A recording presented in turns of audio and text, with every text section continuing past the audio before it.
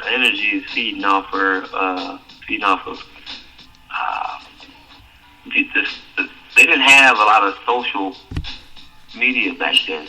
So you actually had to curate yourself. You actually had to be creative with your raps and rhymes. Dumbed out. Nowadays, it's just a lot about looks. So they're really not worrying about education. Or just a lot of rappers. I remember rappers back in the day that actually had to look in the dictionary to get words. Yo, I remember hanging around my homeboys and they was rapping and and they actually had to sit down and write their raps. Not on the phone, not some off the top of the head, but not in these little notebooks and getting inspiration from Instagram and Facebook. You actually had to be creative and come with something, And the essence of hip hop is slowly melting away. I mean, it's still here. Right. A lot of people keep it up. There's a couple of artists that keep it up, but the essence of hip hop is being creative and being is making a name for yourself and making a name for your rhymes. Like people actually reciting your rhymes. It's slowly starting to melt away because nobody having pride in rhyming anymore and rapping. Nah, bro. Like, I agree wholeheartedly. It's.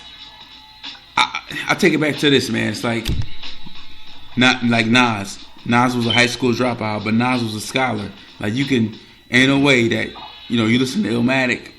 Like that dude was reading books. You know what I mean? Like Big Pun. You go back and listen to what Big Pun was saying. Big Pun's vernacular was ridiculous. Like you can tell me, Big Pun was a smart dude. Like Black Thought. To me, Black Thought uses more. Like he's not human. That's a totally different animal. Like he uses more energy. But like we were saying, that them guys back then was coming from off there. But they're not dumb. They had to build themselves out. They're not dumb. They're not dumb. They had to educate themselves because you know what? It's not as like nobody's interested in listening to the lyrics anymore. Everybody listens to the beat. The beat overrides a lot of these hip hop artists nowadays. Right. Back then, it was a good thing to go to FYE or The Wall and grab a tape and then listen from it. We wasn't skipping any track. Right. It was from track 1 to 18 because you wanted to hear what they wanted to say. Right. It was a story behind every single. Exactly. Every track. Exactly. Nowadays, you're just looking. These kids is looking for something to rock to, and I try not to be a quote unquote hater. I try to be understanding and say this is a new era. Like they just want to have fun. I understand that, but they're not going to have any. They're not their era. This era right here is not going to have any time to do. They're not going to be look back, like I said before, 40 years from now, and be proud of their era of music. It's going to be like, oh, I know that song, but you can't rehearse. You can't really. You can't tell me what the artist said.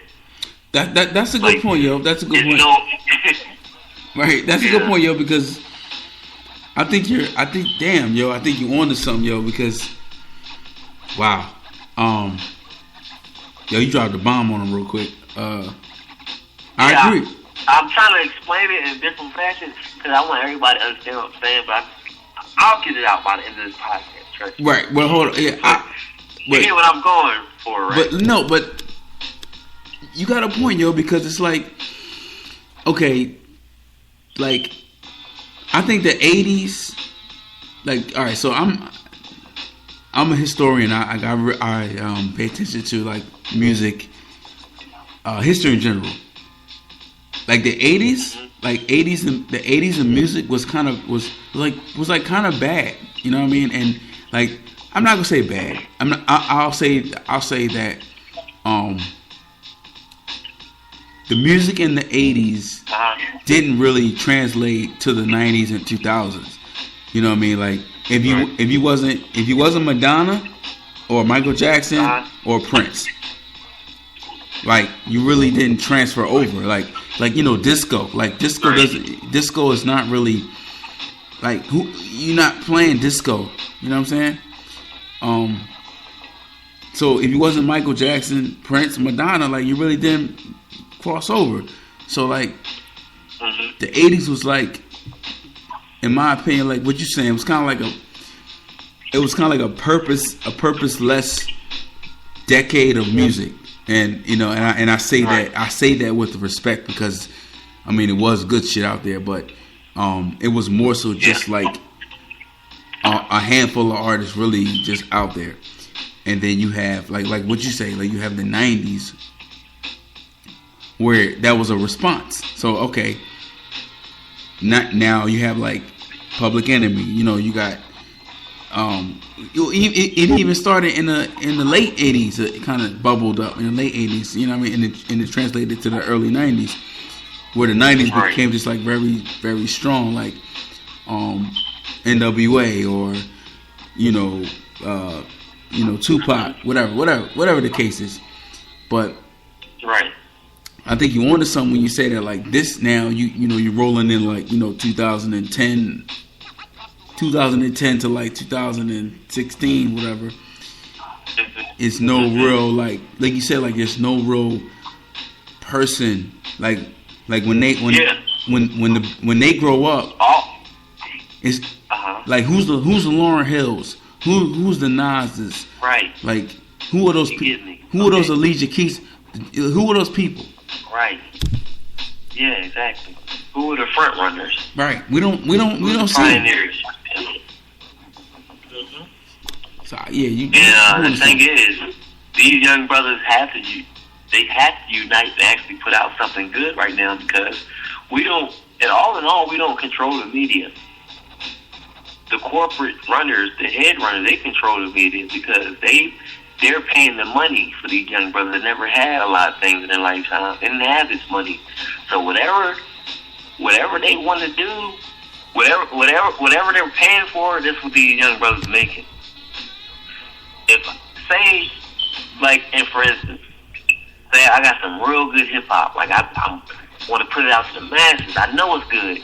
People around me know it's good. Thousands of millions of people might know my hip hop is good. They love me, Right. But now it's not popular anymore. It's more about the money. So the corporate companies are coming to me, even the independent, the press, when you press your CDs, independent labels and stuff like that, they're coming at me with some money. I'm gonna stop doing what I do as an artist, known as good art, putting it out there to the masses. Especially if I don't have any money, and if I'm out in the hood, or for say the ghetto, and I don't have anything. These young brothers are going straight to the money. They want to do what the people with the money want them to do because it's popular at the time. Right. If trap music is popular, that's what I'm going to make because I need that money to survive. I don't put what I got on hold, the good stuff on hold to do this trap music. But then I'm doing it for 5-10 years, so I'm not even putting out the good music anymore. I'm just doing it for the money now. Yeah. So my whole legacy is ruined. So a lot of these young brothers can really be talented. They might really have something in the gut, like really ready to shoot off, but it's going to get. Nobody's going to hear it. The masses are not going to hear their music, the real music, because they're just fishing for the money. They're trying to survive. All right, man. So these young brothers. So we're gonna bounce. We're gonna bounce to a related topic. So on the subject of what you just said, though. So like, what do you feel about streaming? Like streaming music. The whole phenomenon of streaming music. Yeah. What's your opinion on that? I think it's great. You're talking about like, you're not talking about like Pandora's and stuff like that. You're talking about like, well, yeah, in general, everything. Yeah, like just streaming music, like, cause 5 years ago, 5 years ago, like the majority of us didn't stream music. Like SoundCloud and stuff like that. Yeah, SoundCloud and like to stream music on your own. Spotify and Tidal and right. Yeah, how you think about? I mean, it takes money out the DJ's pocket, working at the radio station, but at the same time, is a great thing because these artists that get overlooked that don't know a lot of people or can't just go up to the radio station because they have the hookup and they play a record, they can stream their own music, put it on YouTube, they can put it on SoundCloud and all the rest of the stuff.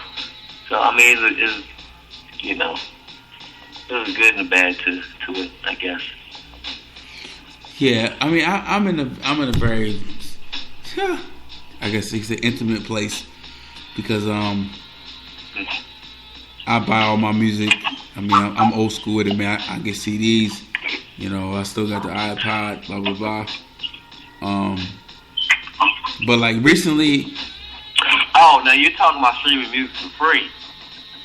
Well, yeah. For whatever. I mean, recently, like download music and stuff like that. Yeah. I mean, well, to me, I had to like my iPod broke, so I had to like stream. I had to get Spotify.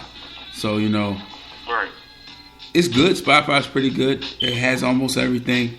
But I'm a real like, you know, hip hop essential part. Not even hip hop, but music essential dude. So, right. They just don't got everything that I need, and I like owning everything. I like being able to say, yo, I got this forever. Right. And I feel like you want a catalog. Right, exactly. And I feel like with Spotify, I'm just borrowing. I'm borrowing it forever. Like, you know what I mean?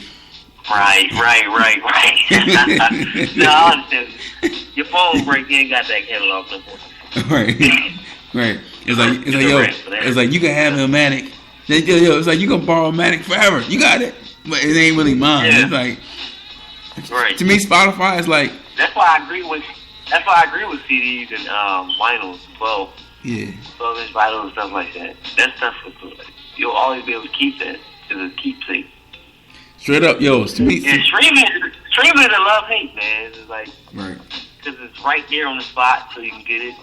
But at the same time, like you said, it's like borrowing forever. It can get snatched right away from you at any moment. Right. Like, forever.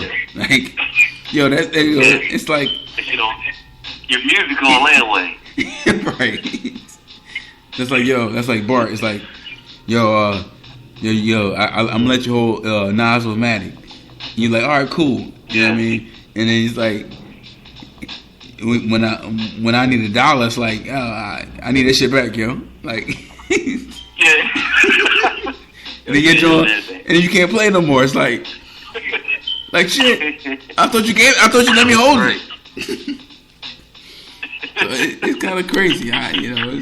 Right. I can't listen to my shit no more. Yeah. Yeah, man.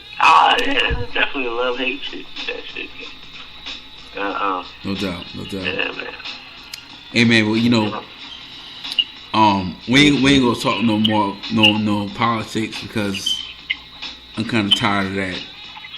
I'm tired of politics, man. Honestly, man. I'm really politic out.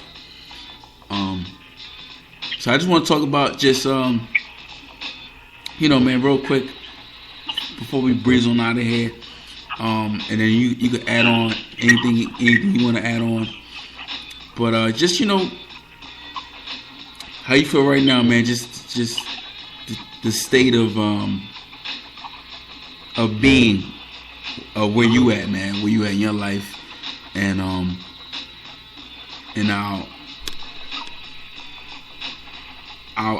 piggyback. You know what I mean? Okay. Awesome. You know, awesome. Introspective. Okay. Yeah. Right. Type of thing. Well, shit. Yeah. First of all, peace. You know, to you, to everybody, my family. Right now, I believe I'm in a comfortable state of mind. I'm still progressing.